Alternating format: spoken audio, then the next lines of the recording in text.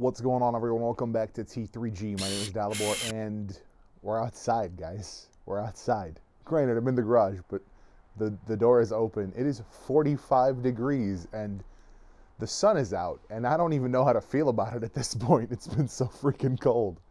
But today, I have opted to not do the light video this week. I'm actually going to be talking about the LG Wing. That sound that you heard just now, that. Last time I talked about how you can change the thumb icon, the fingerprint icon, and you can, but you can also change the associated sounds, which is dope. But you can also change the sounds associated with the swivel, which makes it just more robotic and cybernetic for me. Now, there was a couple things that I wanted to talk about with this particular update. Specifically, we're going to start with the case. Now, the case I mentioned previously, I got from Verizon. It's linked down below. That's not an affiliate link. I don't know how to make it an affiliate link. They don't have an affiliate program. So if you do want this case, I do want to bring out the fact that they no longer have the front piece as part of the package, which I thought was funny. If you guys remember, I had the front cover for the front screen, which I eventually decided was garbage, and I took it off. And now this is just how they sell it without the front piece, so it's just the back piece. I would still recommend, if you are going to go with this case, to not use the adhesive strips, to take them out of the case, because it makes it easier to take the phone out and put it back in, because otherwise it really gets stuck. But like I'm really having to, and it's still in there, it's not coming out. Now, I want to talk about this.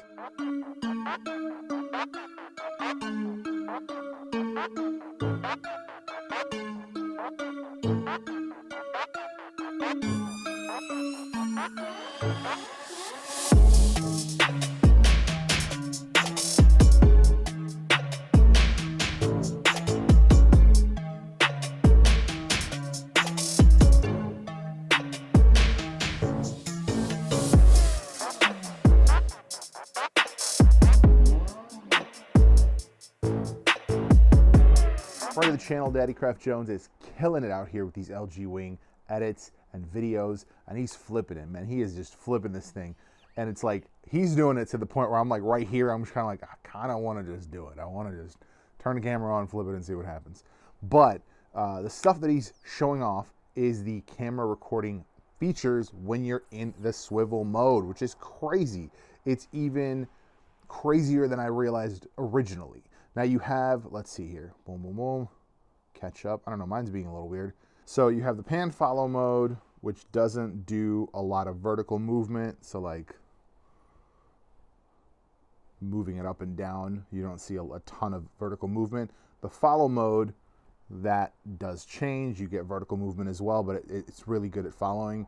And then you have FPV, which just gets more aggressive. It's basically every move you make, it's doing it. It's not panning along, it's moving with the camera. Now, the thing that he's been doing, right, so we're going to put it into pan follow mode, right, and you're just like, oh, this is crazy. But look, I am sideways, and it is still recording horizontally, and if I hit FPV, it automatically adjusts, which is nuts, absolutely nuts. And then we go upside down, right? We're going to hit follow, and look, nothing happens. We're going to hit FPV, and it's just going to do like a nice 180 for us. That's fantastic. That is such a ridiculously cool feature that I didn't even realize. That's why the true advantage of this phone, the true benefit of this phone, is in playing with the features. The editing is insane. Jason's been doing some crazy stuff with just the built-in editor. I'm sharing a few more right now on screen. He's doing really, really interesting things without any fancy software, just the phone is all you need, which is just incredible. So make sure to check him out. Links are down below, of course, TikTok, Instagram. Make sure to follow him. He's killing it out here. Now, a couple kind of practical daily life things. They added an option to toss whatever you're looking at to either screen. So you pull down on the bottom screen, and if it's on the top, it's going to go down. You pull down again, you have the option to send it back up. They're two separate buttons, so you can't screw it up, basically. Like if you have two apps open, the right button is to send the bottom screen up and vice versa. Now, the biggest thing I want to address is basically a misconception that I had, a misunderstanding that I had with this phone. The front camera is quite prone to dust. I say quite, but look at it this way. I spent all of January filming with just this phone, primarily on the front camera, and having it open and close all the time, it collected a lot of dust. What that means is that it actually ended up getting this haze, and here's a clip.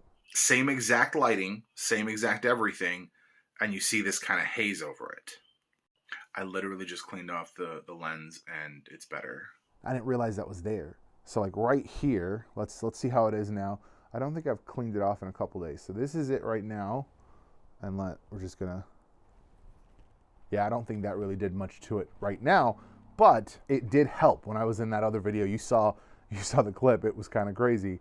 I just wiped it off and instantly it was better.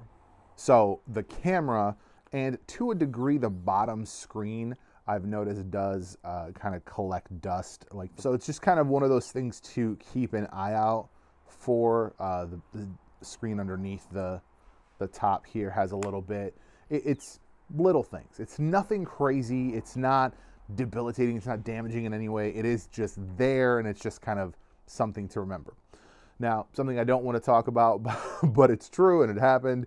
I was out here. I forgot what I was doing, but I had the phone playing music on one of my shelves here in the garage, and it fell.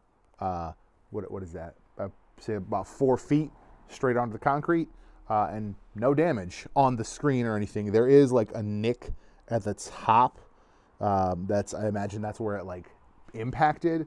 But other than that, no cracks in the display. So, and what I found is a couple other times I've dropped it. I am more prone to dropping this than I feel like I have been other phones, but maybe I'm just more watchful of it.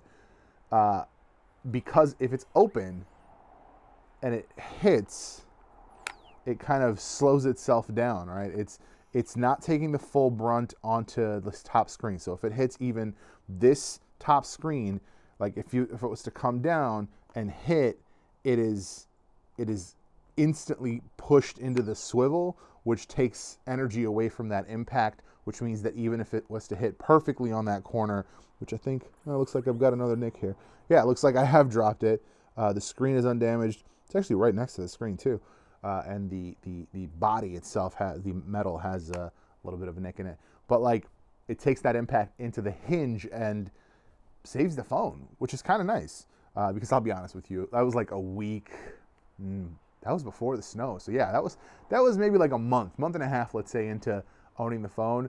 And if I had brought that inside and been like, hey honey, my new $1,000 phone just broke, that wouldn't have gone over well. Just saying. Now, I will be actually creating this week's short with this camera. So it's kind of something I wanted to play around with a little more. I wanted to do a little more of a cinematic thing with it as opposed to just front-facing stuff like vlog stuff. Now, as far as pricing, like I've mentioned before, I'm paying monthly for this. Somebody in the comments mentioned that T-Mobile had it for $500 or 50% off. That's crazy. And if you see it at that, hell, tell me, I might pick up a second one. Just saying. Like, that's an outstanding price. So like this $500, this is a great phone. That's like the difference there. Like I've talked about the price value point, and for me, this being $700-800 phone for the extra $200-300 for this gimmick, that to me is worth it. But that's more of a subjective thing. I think if this phone were $500, if you can get this phone for $500, you should get it twice. Like, it's a fantastic, fantastic phone at $500. At $1,000, I think the gimmick really is what brings it up to that $1,000 price point. But I would say, like, practical value, like functionality, power, speed, that kind of stuff, This is like a $600-700 phone, maybe $8. Like if I was to push it, I'd say $8. $8 would be like brand new. That's how much I would have paid for this phone with these specs, without the gimmick. So brand new, $1,000 to me made sense with this gimmick. To kind of just touch on something that Jason got in one of his videos, somebody called it a gimmick. Yeah, it's a gimmick. I'm pretty sure everyone that's talked about this phone has mentioned that this is a gimmick. But it's a cool gimmick. It's a good gimmick, and it has functionality, especially when you're in the camera with the gimbal mode. That's crazy. I just don't see any other phones that have as good stabilization, because this utilizes the larger sensor, the stuff that it does in here to give you a really smooth shot. Other phones just don't have. So that's just a really cool gimmick. I mean, that's just is what it is. Like, yeah, you might not like it. You don't have to, of course. But like, to say that it's a gimmick to try to like disqualify it somehow or devalue it, I think is silly. This is a great phone. I'm still very happy that I made this choice. Now they're talking about that slide out, this thing. Whoo, that might be the next move. I'm not gonna lie. Like, at this point, being that Android is in a place where I don't need anything else from it, like there's nothing else Android could do to make me like get a Pixel again.